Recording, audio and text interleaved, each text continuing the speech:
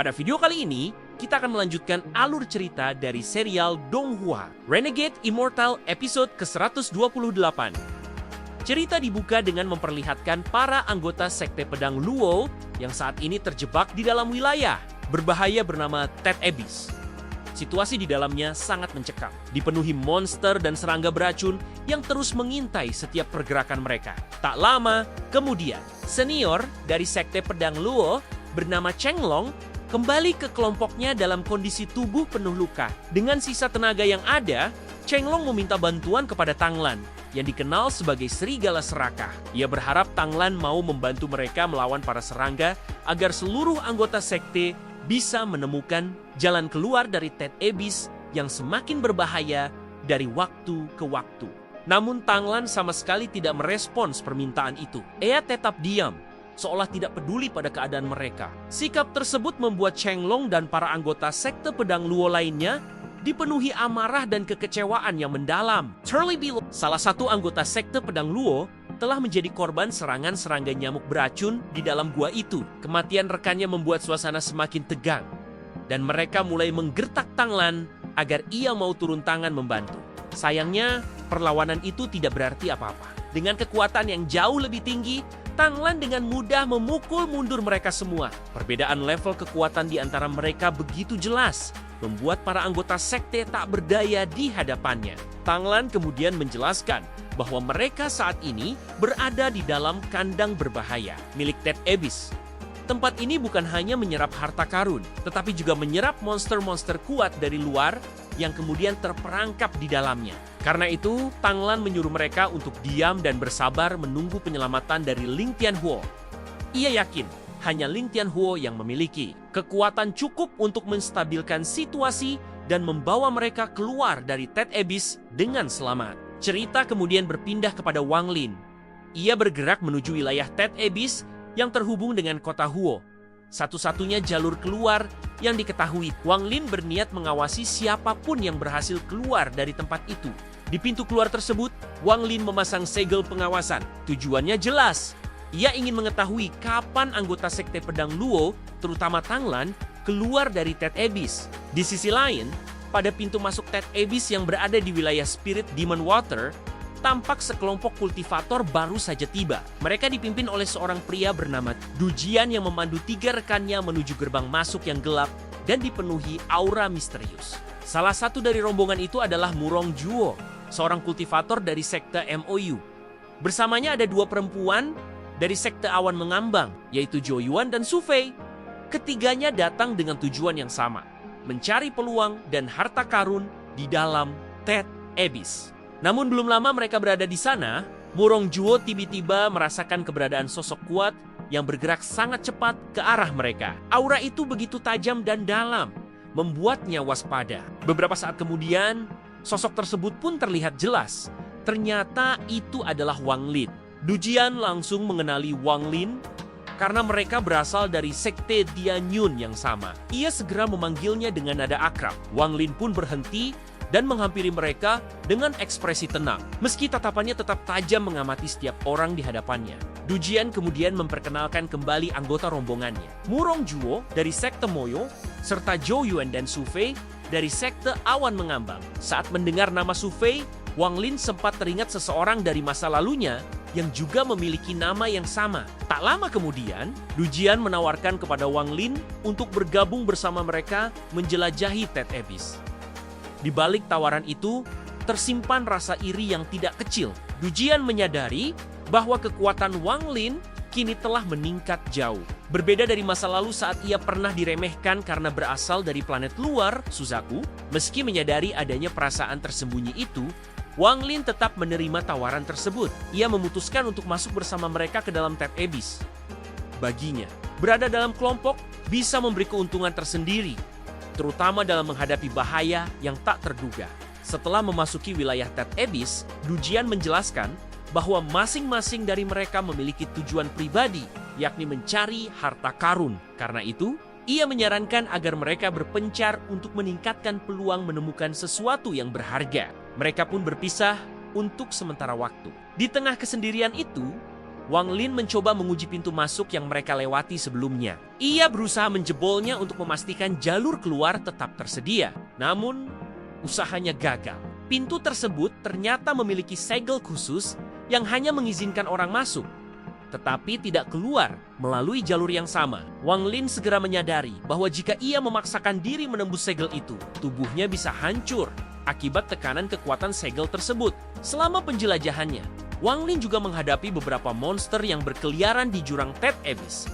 Dari situ, ia semakin yakin bahwa tempat ini bukan sekadar lokasi harta karun, melainkan juga sarang makhluk-makhluk berbahaya yang telah diperkuat secara misterius.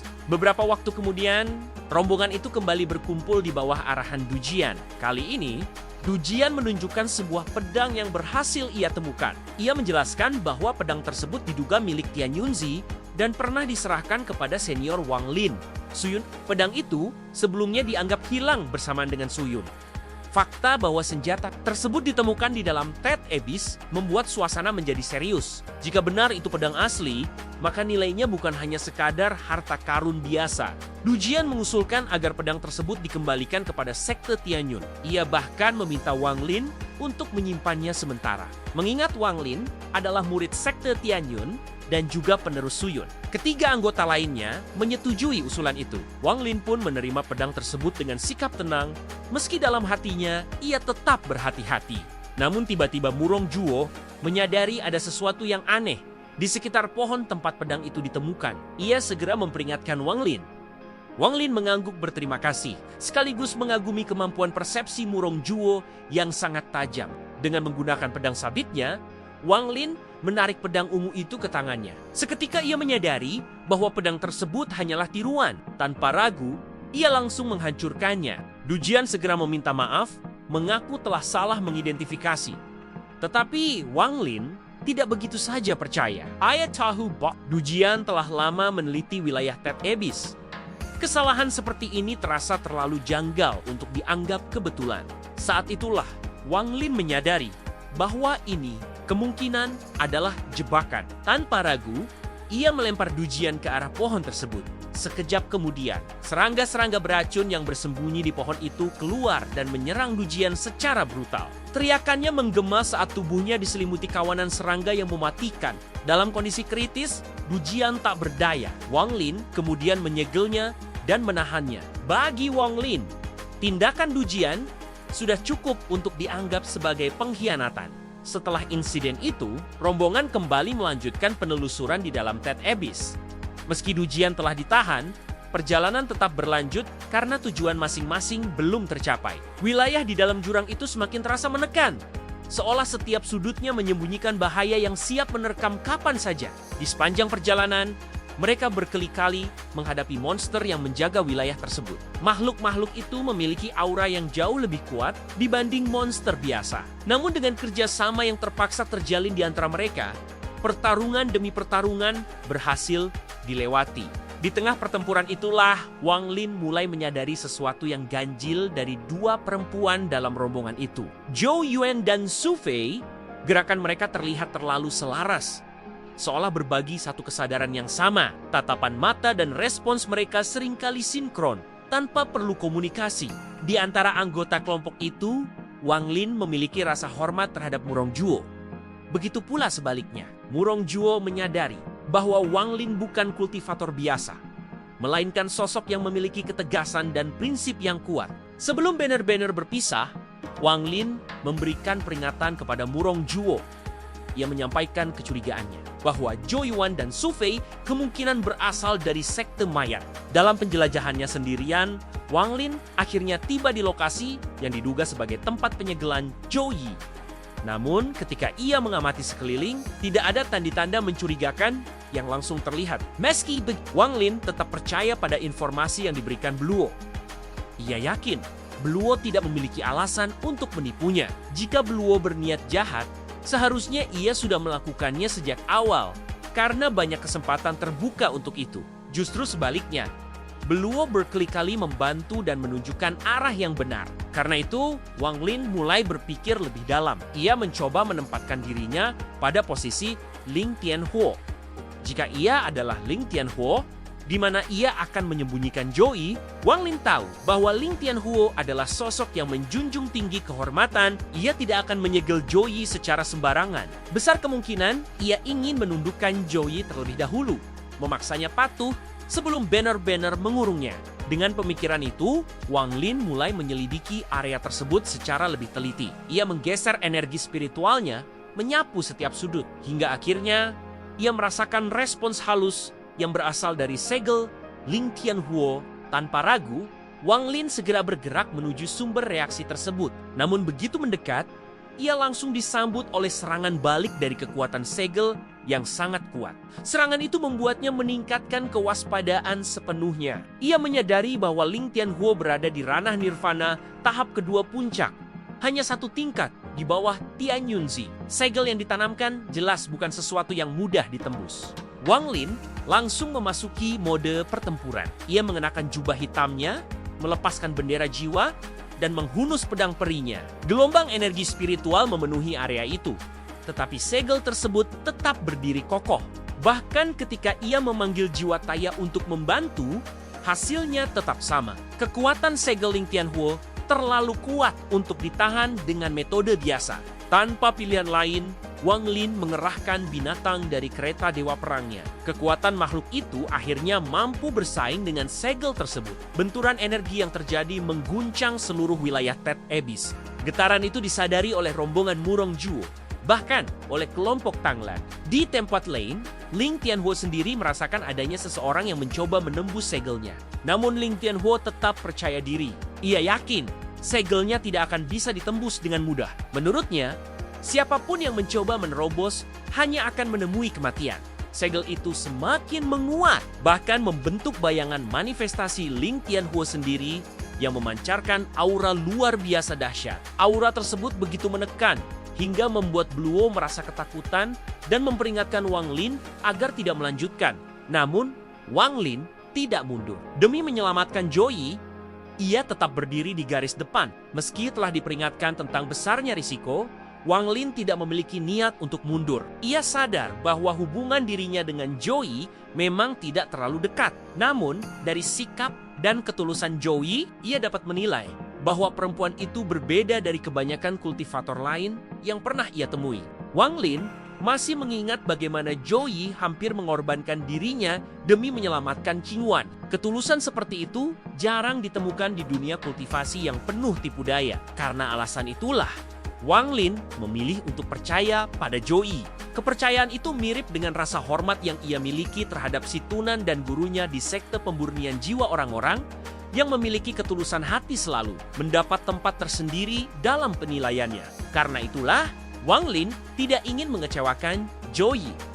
Ia memutuskan untuk mempertaruhkan segalanya. Tatapannya mengeras saat kembali menghadapi segel Ling Tianhuo yang semakin menekan dengan aura mematikan. Tanpa ragu, Wang Lin mengeluarkan kuas celestialnya. Senjata itu bukan sekadar artefak biasa. Setiap goresan yang dibuat dengan kuas tersebut akan mengikis roh primordialnya sendiri. Risiko yang ia tanggung bukan hanya luka fisik, tetapi kehancuran fondasi kultivasinya. Bluo kembali memperingatkan Wang Lin, jika roh primordialnya terluka parah, pemulihannya akan sangat sulit. Bahkan bisa saja ia kehilangan jalannya menuju tingkat kultivasi yang lebih tinggi. Namun, Wang Lin tidak peduli. Tekadnya telah bulat. Ia mulai menggambar run demi run di udara, menggunakan kuas celestial dengan presisi dan keberanian yang luar biasa. 1 goresan, 2 goresan, hingga 7 goresan tercipta. Setiap garis yang terbentuk membuat wajah Wang Lin semakin pucat. Roh primordialnya mulai terurai. Retakan demi retakan muncul dalam kesadarannya. Rasa sakit yang ia tanggung jauh melampaui luka biasa. Namun ia tetap bertahan. Dan akhirnya, 7 goresan itu mampu menahan tekanan dari segel Ling Tianhuo untuk sesaat. Memanfaatkan celah singkat itu, Wang Lin segera menerobos masuk ke dalam area inti penyegelan. Ia tidak membuang waktu sedikit pun, karena tahu segel tersebut bisa kembali menguat kapan saja. Di dalamnya, ia akhirnya melihat kondisi Joey. Keadaannya jauh lebih buruk dari yang dibayangkan. Tubuhnya lemah, aura spiritualnya hampir padam. Kesadarannya perlahan dilahap oleh kekuatan segel pedang Ling Tianhuo, serta energi demonik dari wilayah spirit Demon Water. Ia benar-benar berada di ujung tanduk antara hidup dan mati. Melihat itu, tekad Wang Lin semakin kuat. Semua pengorbanan yang telah ia lakukan tidak boleh sia. Namun di saat yang sama, tekanan segel di luar mulai kembali menguat. Aura Ling Tianhuo yang termanifestasi semakin menekan, seolah memperingatkan bahwa waktu Wang Lin hampir habis. Di luar sana, gelombang energi terus mengguncang Ted Abyss. Episode ini pun ditutup dalam ketegangan. Wang Lin telah berhasil menembus segel, tetapi kondisi dirinya dan Joey sama-sama kritis. Pertarungan belum benar-benar selesai. Untuk kelanjutan kisahnya, cerita akan berlanjut di episode berikutnya. Seperti biasa, Donghua ini merupakan karya fiksi yang diadaptasi dari novel dan bertujuan sebagai hiburan. Terima kasih untuk kalian yang sudah menonton sampai akhir. Jika kalian menikmati cerita kali ini, jangan lupa untuk memberikan like dan subscribe. Sampai jumpa di video selanjutnya.